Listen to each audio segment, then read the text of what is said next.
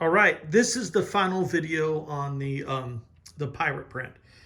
And here's the thing, like on these videos, I want to be like, honest and transparent, so that I guess we can both learn.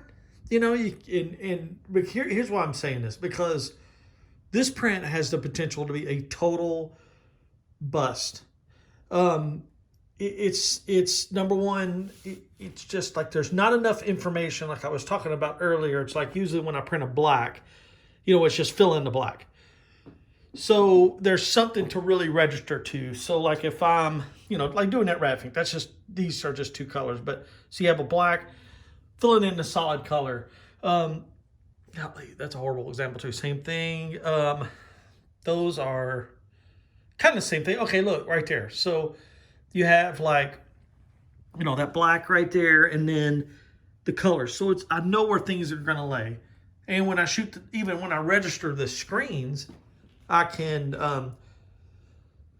put the screens relatively in the same place, and I don't have to change my registration. Okay, when you have to change your registration, it really drastically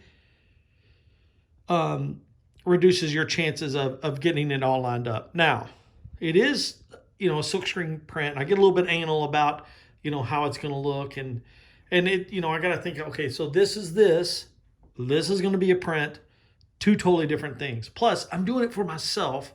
So really, it's just for me. So, and that said, those are things to look forward to. But the things that look horribly forward to look, the things that could go wrong, registration, colors being off, it just being a total mess.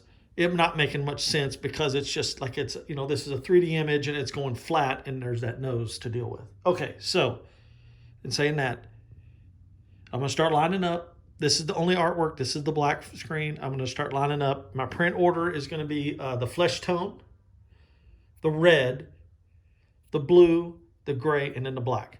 All right, I'm doing an addition of 13 plus 3 extras that'll turn into APs if nothing goes wrong. Something goes wrong, I might have a new print for the wall.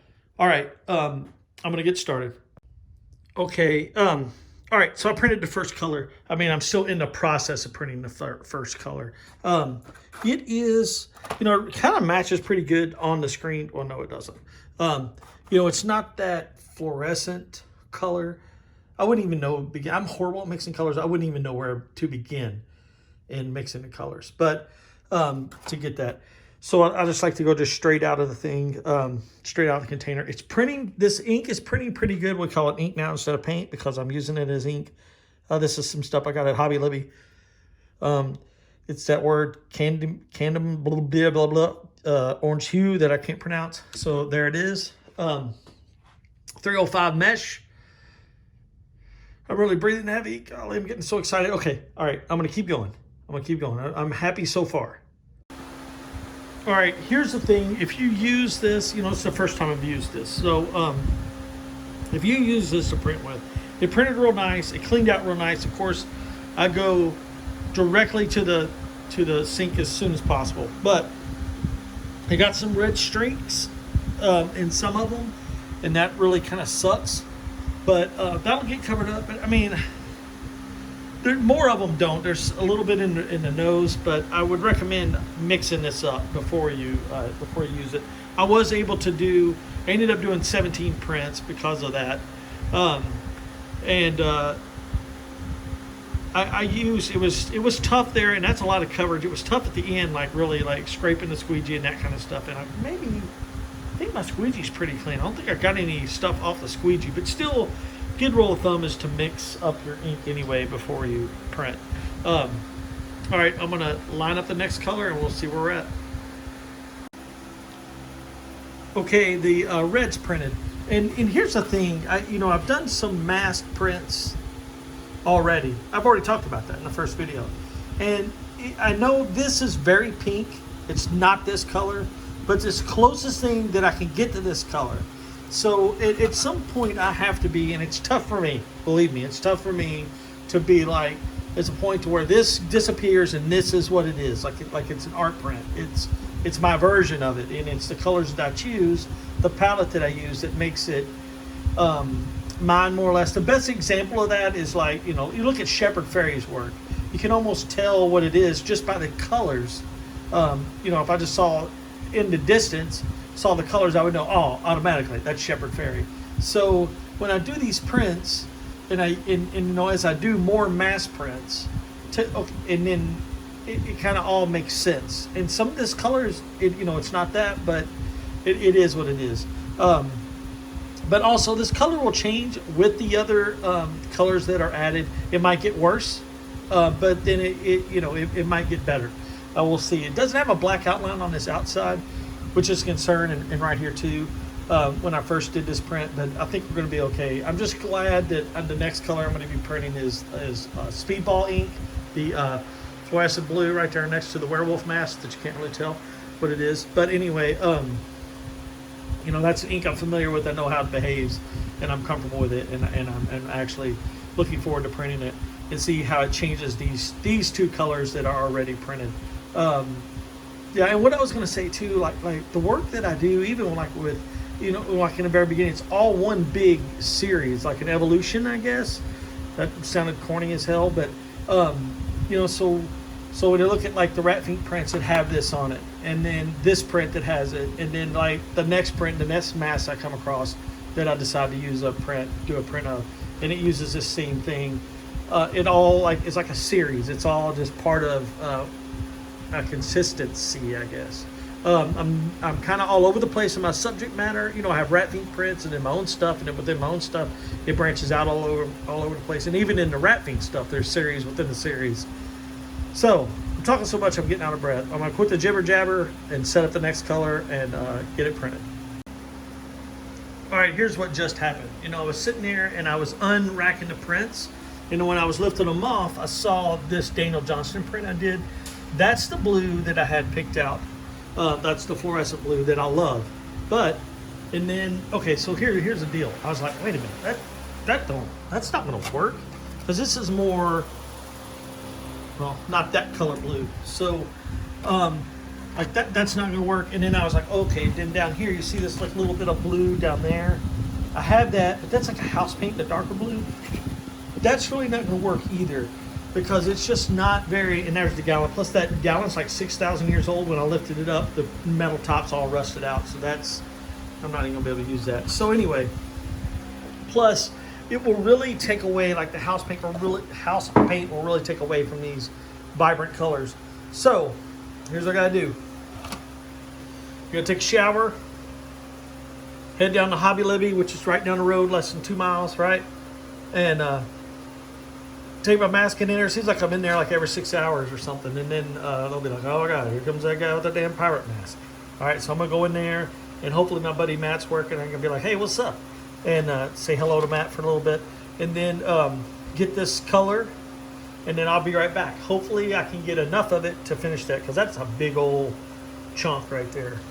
It's definitely gonna be worth it. So yeah, let me jump in the shower. All right, I'm back from Hobby Lobby. I did see my buddy Matt. We're going with a cobalt blue. Looks like it's a good match. Hopefully it prints really good. They only had 2, so that's all I got. All right, I'm gonna print this and we'll see what it looks like. All right, I'm real happy with the blue. It's really, you know, like changing the other colors too. Also, I'm getting ready to print the gray. I keep like saying every time, oh, this is important or whatever. This is going to be interesting, because this, you know, needs to be it's the iridescent graphite, so it needs to be you know, not as dark as the black, but pretty dark. Well, heck, you can watch my language. You can see the difference here. So that's what I'm going for, and we'll see. Hopefully it's not a bust. All right, let me I'm gonna get pretty, and I'll show you. All right, Pirate Larry just called me. He's like 10 miles away. Perfect timing, perfect stopping point. I wish I had time to finish this. He might come over here, but I don't know if I'll be able to get it printed by the time he's here, or maybe I can print it while he's here. We'll see. All right, so next is the black. I'm real happy with this color. It's an iridescent, so it's shiny. It reacted with the other colors underneath it, It really did a lot that I wanted it to. I just hate when I look at it and see things that I don't know why they're there. Like, I don't know why that's there. But again, it's all, yes I do, it's all at the angle that it's printed at, that it's photographed at. So I'm looking at two different things. All right, I'm gonna go have some lunch with Pirate Larry, and maybe he'll come back here and I can print this while he's here. All right, I'm back. Had to go run some errands. All right, this is the last color. As I can see, I missed a spot here. It's gonna be white there. It's gonna be real interesting. I like the way this looks. As long as I've been printing, I still always love to look at the screen, like the last screen with all the colors on it. I just love it. I just think it's so cool looking, because it's like it's a weird, like, negative positive relationship with the colors, and it's just after all these years, I just think it's cool. What am I doing here? Okay, so yeah, there we go. I'm getting ready to drop the black in there and print it, and I'm really stoked right now. I've been a little worried. I'm not excited about this right here. That's what I was concerned about, like the nose getting a little wonky. As you can tell, it's gonna be, I can kind of do like one of these little numbers here, like a little karate chop. Chop, chop, chop, chop. All right, still not. Okay, so, you know, when I did that, it's gonna definitely bump something else off. But, man, I think we're good. I think we're good. All right, I can't wait. I'm excited. All right, it's done. It is done. You know, okay, when I look at it, if we're gonna start nitpicking, or if I'm gonna start nitpicking, the red, and it's like, you know, things need to go this way. Like that nose, like those lines should be over a little bit, and see how this eye is doing that right there? That white is supposed to be right there. You wouldn't have that in the middle of your eye. But overall, I'm very, very happy with this print. It was a challenge. There's some things like, we've got some smuts, some extra texture here that really got in there. That just means that on my light table, because it's all kind of relatively the same, you know, I need to clean when I need to watch out for that kind of stuff. There is some variation, like some registration issues, but overall, I mean, I'm very pleased. This is my first print of the year, and I'm pretty excited. So let's get the mask over here. That's what we need to do. Come on over here, Pirate Larry. All right, let's see. So, man, that's I'm happy. Man, I love the print. I know I say it all the time, and this is the thing that I like to do. I just like to find something and be like, hey, I need that. Then there needs to be a print of that, and do it, and try to figure out how it's going to be done, and go through the process to make it look like something. All right, thank you for watching. Have a great day. Like and subscribe. Tell all your buddies, and I can't wait to make another print. Have a good day.